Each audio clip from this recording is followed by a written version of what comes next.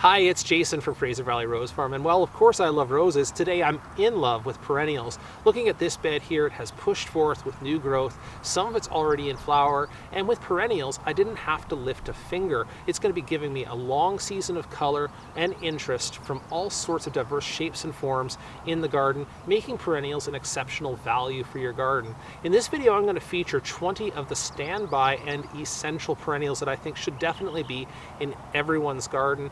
Highest value, longest season of bloom, most adaptable.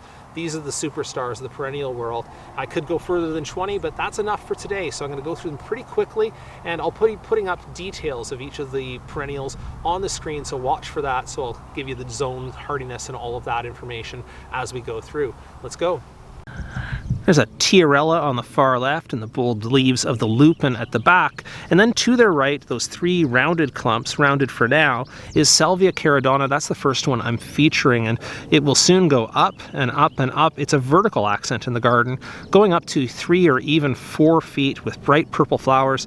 Here's an example of one on the right-hand side of the screen. That's just been in the greenhouse, so it's a little ahead. But once it starts blooming, you can actually cut these back and get rebloom over and over again in the season. Another thing that makes them outstanding perennials is their hardiness. The Caradonna variety is hardy to zone 3. Now there are hardy salvias and tender salvias. It's actually a diverse group. You can see in a pot down across the bottom there that I have a purple one that I'm trying for the first time this year. That's Salvia lyrata.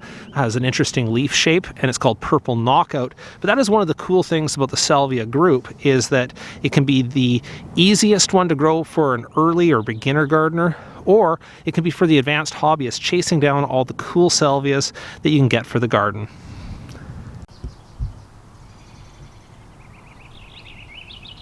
Number 2 on my list is going to be this guy with the strappy leaves here. This is a daylily, and although the individual blooms don't last long, they bloom in succession, giving you quite a long bloom period in the garden.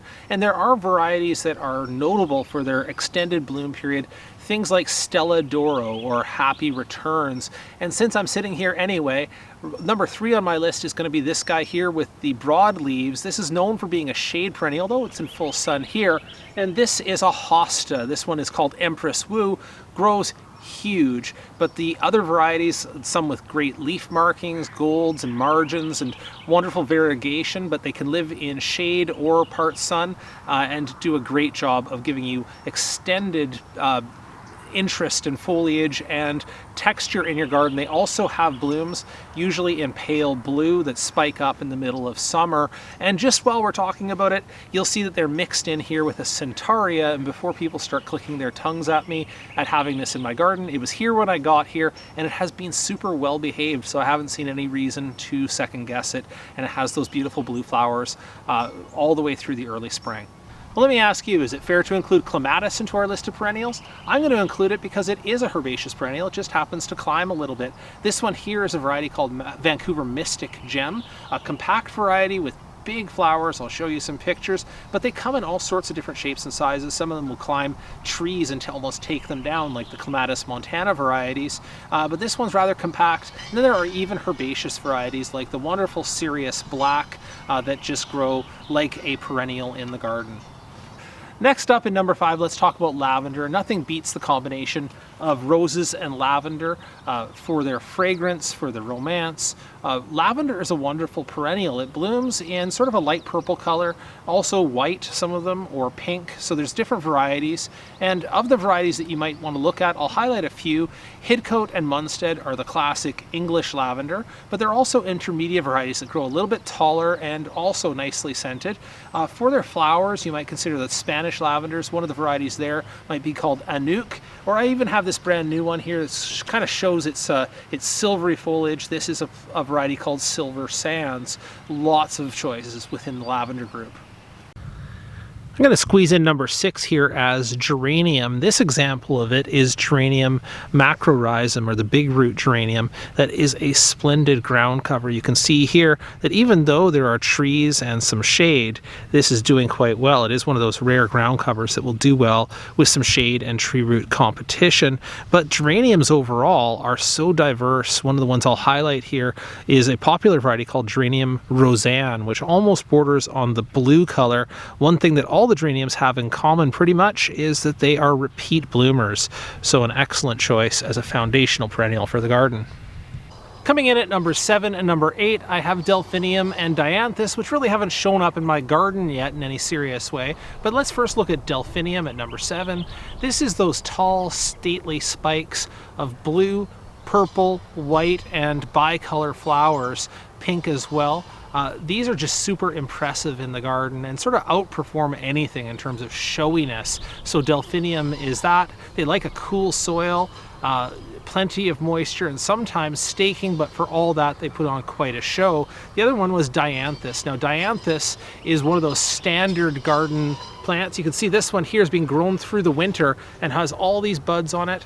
Think of it as the carnation, and it just has, again, extended color. If you cut it back, it'll bloom again. If you cut it back, it'll bloom again. Comes in forms, Kahori is a very well-known one that is kind of a creeping form or a low-down form of Dianthus, but all sorts of colors and fragrance, sort of a nutmeggy type fragrance for the Dianthus flowers.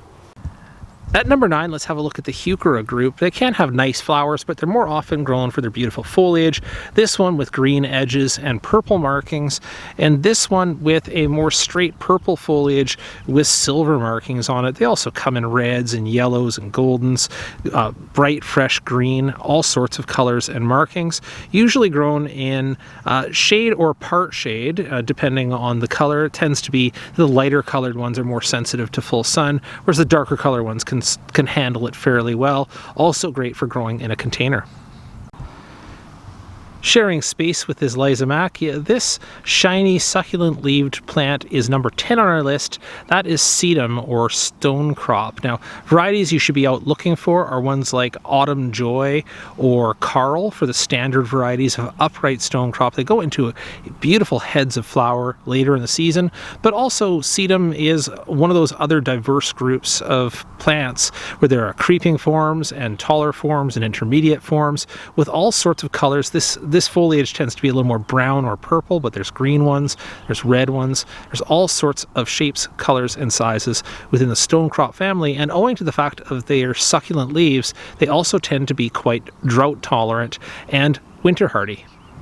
Number 11 on our survey of essential perennials is Echinacea, and it used to be that when you said Echinacea, you meant a daisy that had drooping purple petals in a single row. That was an Echinacea, but they have benefited greatly from breeding, now taking on all sorts of colors in addition to having many more petals on the flowers. So you end up with things like the Sunseeker series that I featured when I visited the exemplar nursery in this wide range of colors: white, yellows, oranges, purples, pinks, all sorts of colors. So Echinacea is great. It's a young plant here now, and Echinaceas tend to be in the spring at a very early stage because they don't really grow that much or flower until the middle of summer, and then they flower all the way through the fall season if deadheaded. Number 12 on the same list is the cousin of Echinacea called Rudbeckia, or Black-Eyed Susan. Black-Eyed Susan is still relatively limited down to those color range of orange or yellow with the darker center. There are some variations of that, but really when it comes down to it, it is such a great garden standby for a full season, fall season of color. Rudbeckia Goldsturm is the standard variety, and I would also like to recommend another variety called Henry Ellers, which actually has fluted petals for a much nicer form in the garden. This patch emerging here is number 13 on our list, Monarda, or bee balm, and from that name you might infer that bees like it, and they do, but humans like it too. Beautiful fluted flowers in sort of a double-decker form, quite nice, in shades of sometimes white, often pink or red, and sometimes purple towards even blue, so quite a range of colors. Great addition to the garden. You can see it actually spreads a little bit, but it does tend to go dead in the center a little bit as it spreads outwards, so it's a great candidate for division in the garden. Reblooms if deadheaded. Well, here's a treat. For number 14, I get to show you something that's in bloom in my garden today. This is Brunnera Jack Frost, or Siberian bugloss. And you can see that this variety here, the Jack Frost variety, has these sort of frosted looking leaves. And it comes in all sorts of leaf markings. This one is called King's Ransom, with a wider sort of yellow rim on the leaves. The attraction of this plant isn't so much in these small forget-me-not-like flowers, but in the foliage, and it persists beautifully throughout the season in a semi-shaded location. Number 15 on our list is Phlox, or garden phlox, and this variety here is one of the paniculata varieties that can grow tall, like 3 or 4 feet, with beautiful flowers on the top. Common cultivars that you might have heard of, things like Nora Lee or David, and those are beautiful phloxes, but I also like the low-growing ones. My particular favorites are the creeping phlox, things like emerald blue, which blooms very early in the season and carpets the floor of your garden. So beautiful variety there. The number 16 on the list that I'm going to talk about is on the opposite end of the season. So phlox blooms early. This blooms a little bit later. This is Gaillardia, also in that daisy family. And Gaillardia happens to be very tolerant of warmer conditions. So it's one of those few perennials that can tolerate just as well the prairie conditions as well as something like Florida, because it can handle that warmth. So Gaillardia often has fluted flowers. So this variety here is Fanfare Blaze, and I also have an apricot variety that I'm growing this year. At number 17 on my list, although this is in no particular order, I have Perovskia, or Russian sage, and in common with its cousins Salvia, or sage, and also lavender, it has this fragrant silvery foliage, but this has a lighter shade of blue spike flowers, and it is super tolerant of drought. In fact, when I visited that cactus garden last year, the owner mentioned that it was one of those few perennials that could handle the same level of moisture he was giving his cactus. So quite a tolerant perennial, also cold hardy, really a fantastic addition to your garden. And I'm going to throw in at number 18 here, I'm going to have Achillea, or yarrow. And yarrow really makes the list not only for great color and great flowers, but also because it is a wonderful supporter of beneficial insects in the garden. I'm going to say that this is true of almost all the flowering plants on this list, but particularly so for the Achillea, or yarrow. It has those little small flowers that support so many of the beneficial parasitoids and beneficial insects in the garden. So well worth having, and also drought tolerant.